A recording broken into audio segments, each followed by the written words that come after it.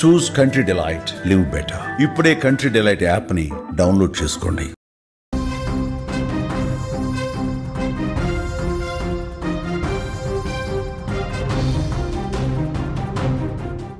Breaking news చూస్తున్నాం. జీడిమెట్ల అంజలి హత్య case విచారణలో సంచలన విషయాలు బయటకు వస్తున్నాయి.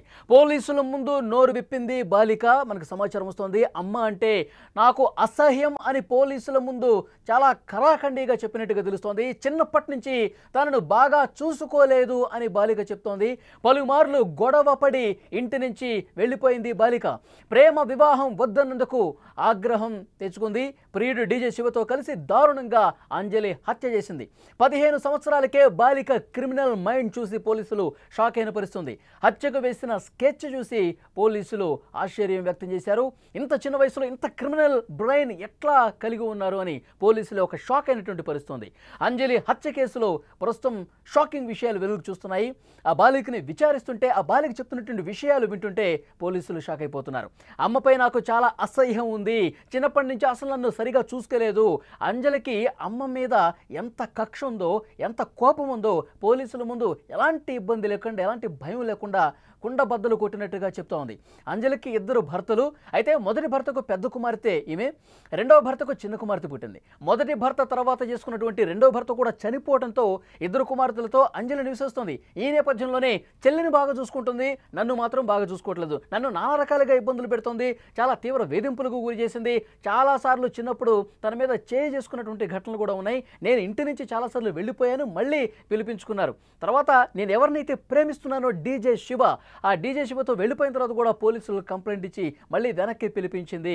నా మీద పూర్తిగా ఒక కక్ష సాధింపులాగా తల్లి అంజలి ప్రవర్తిస్తూ ఉంది. అందుకే నేను కక్ష పెంచుకున్నాను. అంజలిని నేను నా జీవితంలో ఊహించుకోలేకపోతున్నాను, ఇక వద్దు అనుకున్నాను. అందుకే ఈ రకంగా క్రైమ్ చేసినటువంటి పరిస్థితి ఉందని చెప్పి పోలీసుల ముందు ఒప్పుకున్నట్టుగా తెలుస్తోంది.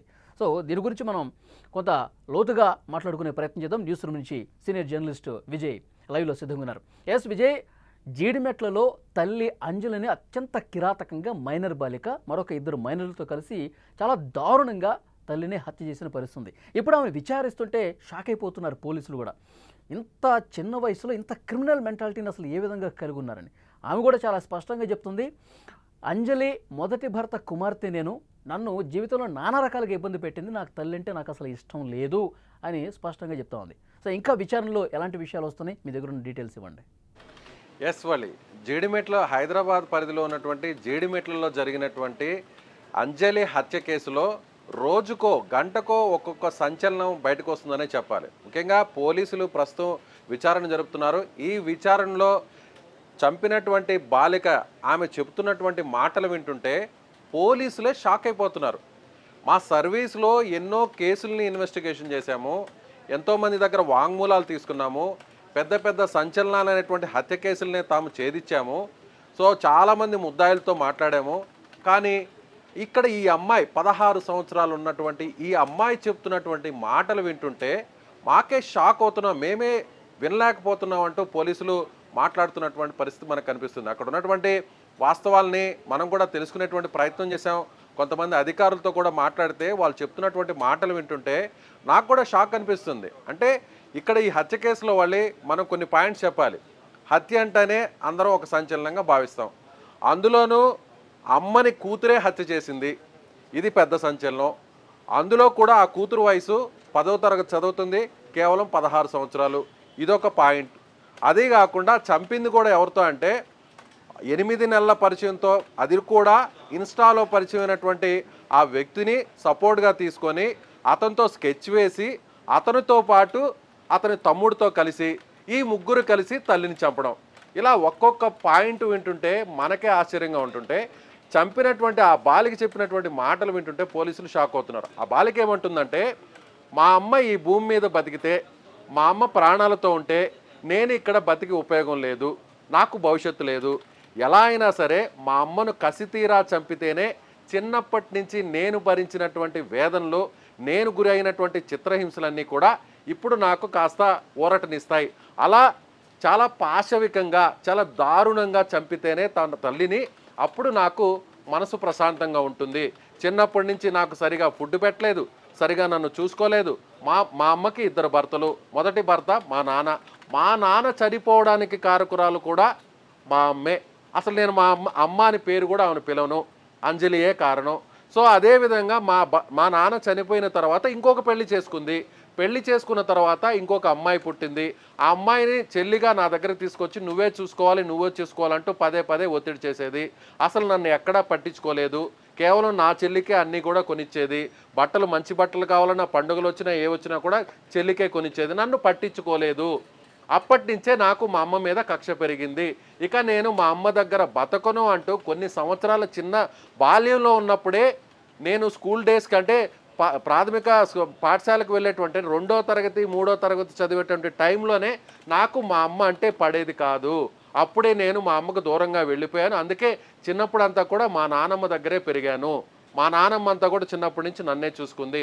అక్కడ నేను ప్రశాంతంగా ఉంటే అక్కడ కూడా ఉండనివ్వకుండా నన్ను వెంటబడి నన్ను టార్చర్ చేయడం కోసం మళ్ళీ మా నానమ్మ దగ్గరకు వచ్చి మా నానమ్మ దగ్గరకు వచ్చి నన్ను అక్కడి నుంచి తీసుకొచ్చి మళ్ళీ అంజలి తన వెంట పెట్టుకునింది. పోనీ రెండోసారి ఇంటికి తీసుకొచ్చిన తర్వాత అయినా మంచిగా చూసిందంటే లేదు.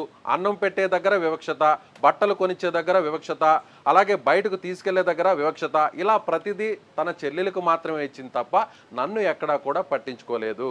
అదే ఈ విధంగా ఉంది. తల్లి పట్ల పూర్తిగా ఒక కోపాన్ని, ఒక కక్షను, ఒక అసహ్యాన్ని పెంచుకున్న పరిస్థితి ఈ ఎగ్జాంపుల్ చూస్తే కనిపిస్తుంది. కానీ తల్లి సైడ్ నుంచి చూస్తే, ఎందుకంటే ఆమె కూడా మొదటి భర్త కుమార్తె అయినా సరే తన కడుపున పుట్టినటువంటి బాలికే. సో నవమాసాలు కని పెంచినటువంటి పరిస్థితి ఉంది. కాబట్టి తన అమ్మమ్మ దగ్గర ఉన్నా, నాయనమ్మ దగ్గర ఉన్నా, లేదు నువ్వు నా దగ్గరే ఉండాలి, నువ్వు నా బిడ్డవే అని చెప్పి పిలుచుకొచ్చినటువంటి పరిస్థితి ఉంది. నా కళ్ళ ముందే నువ్వు పెరగాలి అని చెప్పి ఒక మంచి స్కూల్లో జాయిన్ చేయించినటువంటి పరిస్థితి ఉంది. తను ఒక ప్రేమ మోజులో పడిపోయి, ఇన్స్టా దాంట్లో పడిపోయి ఇది కరెక్ట్ కాదని చెప్పి ఒకసారి వెళ్ళిపోయిన తర్వాత కూడా పోలీసులు కంప్లైంట్ ఇచ్చి వెనక్కి రప్పించారంట. సో ఇది కరెక్ట్ కాదు, ఇది పద్ధతి కాదు అని చెప్తే దీన్ని పూర్తిగా తల్లి మీద కోపాన్ని పెంచుకున్నటువంటి ఆ బాలిక ఈ విధంగా ప్రవర్తించింది, ఒక క్రిమినల్ మైండ్ సెట్తో వ్యవహరించింది అని చూస్తున్నారు. తల్లి ప్రేమ ఎక్కడా కనిపించట్లేదా? దీన్ని ఆ విధంగా ఈమె చెప్పింది నిజమని భావించాల్సిన అవసరం ఉందా? లేదు. అంటే పోలీసులకు ఈ అమ్మాయి చెప్తున్నటువంటి మాటలు మాత్రమే ఇప్పుడు నేను ప్రస్తావిస్తున్నాను. ఆ తర్వాత వాళ్ళ తల్లి తనను తీసుకువెళ్ళిన తర్వాత రెండవసారి కూడా తనను సక్రమంగా చూడలేదు. మళ్ళీ కూడా నన్ను వేధించింది, చిత్రహింసలు గురి చేసింది, టార్చర్ పెట్టింది. సో అప్పుడు కూడా నేను మళ్ళీ ఇది పెద్దల దగ్గరికి పంచాయతీకి తీసుకెళ్లాను. నేను మా అమ్మ దగ్గర ఉండనంటే ఉండను అని చెప్పాను. ఆ తర్వాత కొన్ని సంవత్సరాల పాటు అక్కడ పోలీస్ స్టేషన్కి వెళ్ళారు. అక్కడ కూడా పంచాయతీ జరిగింది. పెద్ద మనుషుల సమక్షంలో కూడా, బంధువుల సమక్షంలో కూడా కొన్ని పంచాయతీలు జరిగాయి. ఆ తర్వాత ఇప్పుడు ఎవరైతే హత్య చేసినటువంటి అంజలి కుమార్తె ఉందో ఈ అమ్మాయిని మళ్ళీ చారిటీలో ఆధ్వర్యంలో నడిచేటువంటి బాలల సంరక్షణ కేంద్రంలో కొన్ని సంవత్సరాల పాటు ఉంచారు. మా అమ్మ దగ్గర నేను ఉండను మొర్రో అంటే అప్పుడు ఆ తర్వాత అమ్మాయిని అక్కడి నుంచి తీసుకొని పెద్దలందరూ కూడా ఇంకొక హాస్టల్లో ఉంచారు. అక్కడ కొన్ని సంవత్సరాలు ఉన్న తర్వాత మళ్ళీ అంజలి వచ్చి నా కూతురు నాకు కావాల్సిందే, నా పెద్ద కూతురు మళ్ళీ నా ఇంట్లో ఉండాల్సిందే, ఇలా ఉంటే సమాజం నన్ను మంచిది కాదు అంటున్నారు, సమాజం అంతా కూడా నన్నే తప్పు అంటున్నారు, ఆ అమ్మాయి ఒకవేళ నాకు వ్యతిరేకంగా నన్ను ఆ అమ్మాయి శత్రువుగా చూసి ఆ అమ్మాయి బయటకు వెళ్తున్నా కూడా ఎంతైనా కూడా నా కూతురు, నా పెద్ద కూతురు అంటే నాకు చాలా ఇష్టం అని చెప్పని మళ్ళీ పెద్దలను ఒప్పి కుటుంబ సభ్యుల్ని ఒప్పించి మళ్ళీ ఈ అమ్మాయిని తీసుకెళ్ళి అంజలి ఇంట్లో పెట్టుకోవడం జరిగింది. అయితే ఈ అమ్మాయి వయసు పెరిగేటువంటి కొద్దీ అమ్మ మీద మరింత కక్ష పెంచుకుంది. ఆ క్రమంలోనే ఇన్స్టాలో ఒక వ్యక్తి డీజే శివ అనేటువంటి 18 ఏళ్ల యువకుడు పరిచయం అయ్యాడు. పరిచయం అయిన తర్వాత కూడా అతనితో పరిచయం మా అమ్మ నన్ను శాడిజంగా చూస్తుంది, మా అమ్మ నన్ను వేధిస్తుంది, టార్చర్ పెడుతుంది అంటూ కూడా శివాకు సంబంధించినటువంటి తల్లిదండ్రులకు కూడా ఈ అమ్మాయి పదే పదే చెప్పేది. శివ తల్లిదండ్రుల దగ్గర కూడా సానుభూతిని పొందేది. శివ తల్లిదండ్రులు కూడా ఒక రకంగా అంజలిని శత్రువుగా చూసేవాళ్ళు. పర్లేదమ్మా, నువ్వు మా ఇంట్లోనే ఉండు, నీకేం కావాలన్నా కూడా మేము కొనిస్తాము, తీసిస్తామంటూ కూడా చెప్పేది.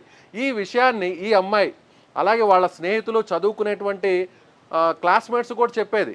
అక్కడ ఉన్నటువంటి స్టూడెంట్స్ కూడా ఏమని చెప్పేదంటే, మా అమ్మ బతుకుంటే నేను ప్రశాంతంగా ఉండలేను, మా అమ్మ నన్ను రోజు ఇంటికి వెళ్తే టార్చర్ పెడుతుంది, చూశారు కదా మీరు కూడా ఇంటికి వచ్చినప్పుడు మా అమ్మ మీ ముందే నన్ను తిడుతుంది కదా, మీరు ఇంటికి వచ్చిన సమయంలో కూడా మిమ్మల్ని కూడా వెక్కిరిస్తూ కూడా మాట్లాడుతుంది కూడా, మిమ్మల్ని కూడా విమర్శిస్తుంది కదా, మా అమ్మ బుద్ధి ఇంతే, మా అమ్మ క్యారెక్టర్ ఇంతే, అలాగే మా అమ్మ కూడా మందు తాగుతుంది, బంధువులతో అసభ్యకరంగా ఉంటుంది.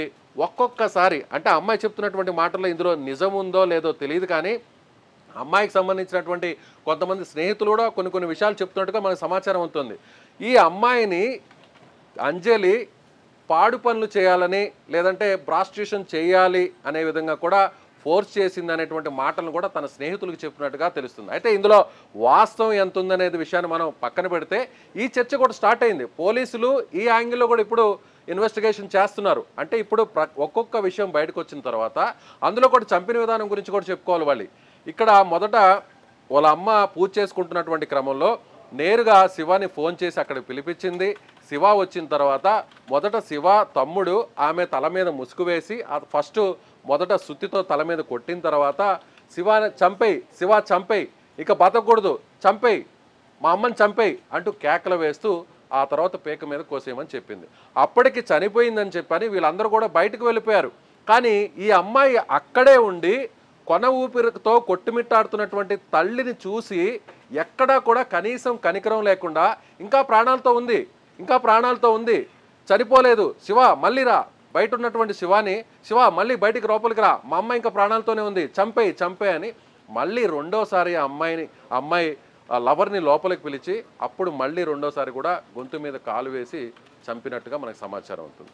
ఇదే విషయాలు ఒక్కొక్క విషయాలు తెలుస్తుంటే ఎక్కడా కూడా పోలీసుల ముందు ఈ అమ్మాయి భయపడినట్టు కానీ పశ్చాత్తాపం కానీ మా అమ్మను చంపేశాను అనేటువంటి ఒక బాధ కానీ ఎక్కడా కనిపించలేదు. మా అమ్మ నన్ను టార్చర్ చేసింది, చిన్నప్పటి నుంచి నా మీద వివక్షత చూపించింది, నా చెల్లెల్ని మాత్రమే బాగా చూసుకుంది, మా నాన్న చనిపోవడానికి కూడా మా అమ్మే కారకురాలు, కాబట్టి మా అమ్మని చంపడం వల్ల నాకు ఎలాంటి ఇబ్బంది లేదు అంటూ ఆ అమ్మాయి కూడా పోలీసుల దగ్గర నిరభ్యరంతరంగా చాలా ఓపెన్గా అమ్మాయి క్లారిటీస్ ఇస్తుంటే ఒక్కొక్క పాయింట్ ఎలా చంపిన విధానం చెప్తుంటే కూడా 16 ఏళ్ల అమ్మాయి, ఒక బాలిక, 10th క్లాస్ చదువుతున్నటువంటి బాలిక ఎలా చదవాలి, మిగిలినటువంటి స్టూడెంట్స్ కంటే నేను ఎలా ముందుండాలి, మా అమ్మ నాన్నకు ఎంత మంచి పేర్లు తీసుకురావాలి, నేను ఎలా ర్యాంకులు కొట్టాలి, ఇంటర్మీడియట్ ఎక్కడ చదవాలి, ఏ ర్యాంకులు సాధించాలి, ఇలా భవిష్యత్తును ప్లాన్ చేసుకుంటారు. కానీ ఈ అమ్మాయి వాళ్ళ అమ్మని ఎలా చంపాలి అనే స్కెచ్లు వేసుకుంటుంటే కొన్ని నెలల తరబడి ఈ స్కెచ్ అంతా డిజైన్ చేసుకుంటే పోలీసులు వింటుంటే నిజంగా వాళ్ళు కూడా షాక్ అవుతున్నారని చెప్పాలి వలి. చూద్దాం విజయ్, నెక్స్ట్ ఈ కేసు దర్యాప్తు ఏ విధంగా ముందుకు పోతున్నది. ఇప్పటికైతే పోలీసుల విచారణలో కొన్ని షాకింగ్ నిజాలైతే బయటకు వస్తూ ఉన్నాయి.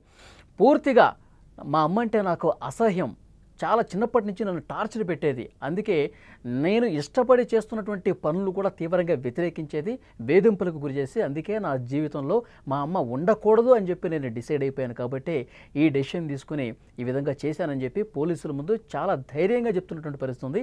ఇంత చిన్న వయసులో ఇంత క్రిమినల్ మెంటాలిటీ కలిగి ఉన్నటువంటి ఆ పాపను చూసి అందరూ కూడా షాక్ అయిపోతున్నారు. ఇంకా ఇన్వెస్టిగేషన్లో ఎలాంటి నిజాలు బయటకు వస్తాయో చూడాల్సిన అవసరం ఉంది.